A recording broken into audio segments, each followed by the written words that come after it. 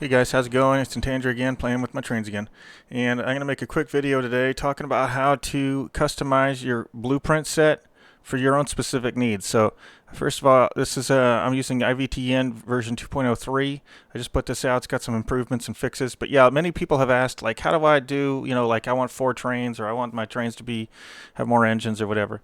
And or they just ask about different formulas and whatnot. So I'm going to get into some of that, mostly for somebody who's customizing the blueprints for their own use. So yeah, first grab this down, and then what you can do is what you want to do is put one of them down, like you're going to need to make adjustments to the supply station, for example, and don't pick any parameters at all. Like you by default, you can see that it's using parameter 0 here.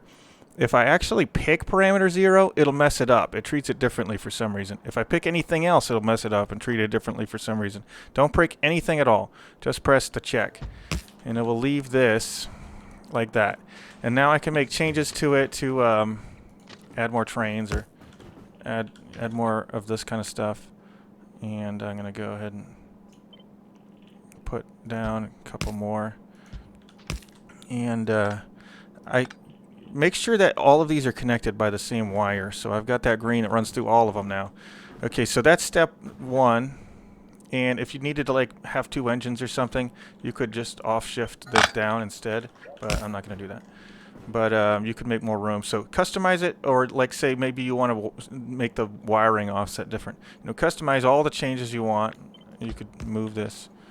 And the next thing you want to do is, I'm going to make a copy. I recommend making a copy anyway, even if you don't need to. But I'm making a copy because I don't want to mess up my copy. So I'm going to use this one over here. And then you can go to this thing right here. Select new contents for this blueprint. And press that. Select the whole thing. And it will let you replace it. And you can trim it up. And when you're satisfied, you save it. And now it should be saved. Now I've got this new one that's got 4 change spots. Okay, the next thing you want to do is go into the parameters. And if you did it right and you didn't pick a parameter, it should look pretty much like this with everything still preserved intact. Otherwise, sometimes you have to reset this as a parameter, and you have to redo some of this other stuff. These things here, they come in whenever you do an import. They're defaults. I don't actually use those. They're not required, but you can leave them. They're harmless. But the main thing that you want to do for changing however many carts you're going to have is right here. Instead of 2, you want to do 4. So basically this is 40 slots per train. This is the number of this is the stack size of your parameter, and this is how many cars. So I've got 40. This is how much goes into a full train load of your item. So that's how that works. So then you save it. You need to confirm it here and here. So I guess I'll do that and confirm it here and there. So that's how you do it. And now it's ready to roll. I can deploy that as a blueprint for my 4 long trains and stuff like that, and it'll be fine. And there's a couple other things that you're going to want to check out. So that's one. You'll have to do it on the demand station as well. And remember, you need to press this confirm without selecting anything to leave the default in such a way that it lets you create and change the contents without messing up your parameters. But yeah, once you've redefined the train carts on this one, I'm not going to do that on all of them. I'll just show you the formulas. So here's the formulas you need to change.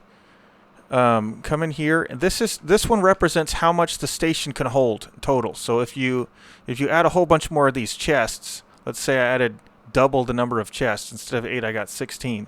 So you want to come in here. You want to change this 8 right here to 16. And you also, if you change the number of cars on your train, change this to 4. Or whatever your number is. And so yeah, that's what these 2 formulas are. This is how many go into a single steel chest. And that's what all that stuff is. It has to be negative also, so leave the negative ones on there, and that's important to how it figures out how many cars it needs. So save that, save that. Oh man, I just saved I didn't make a copy that time. Oh well. I'll figure that out later. But let's see. I think that's the main stuff. I'm gonna get rid of this. I'm gonna need a little bit of track for this stuff. So yeah, when you want to customize your cars, I don't think there's anything to customize in here. I don't think if you want to do any sort of custom fuels, you can. It's parameterized, so anyway, yeah, that part stays. It's the same. You basically don't pick a thing, and put it down, and it will leave it as a parameter, and you can change the design. Like say you want to have it fed by fed by belts or something. You just do all that sort of stuff. Save it the same way as the other two that I just was talking about. There's no important formulas or anything in here to worry about. You don't have to worry about any formulas, but you do need to make sure that this stays as a parameter. Unless you don't care and you just want to have it a particular one and just save it that way. But then when you get access to new fuels, you might want to change it again. So you might want to leave a parameter. It's up to you. Let's see. This one doesn't have anything important. But the trains, it's the same scenario. When you put down a train, oops, I need that track again. When you put down a train, do the same thing where you put it down and don't pick a type and place it.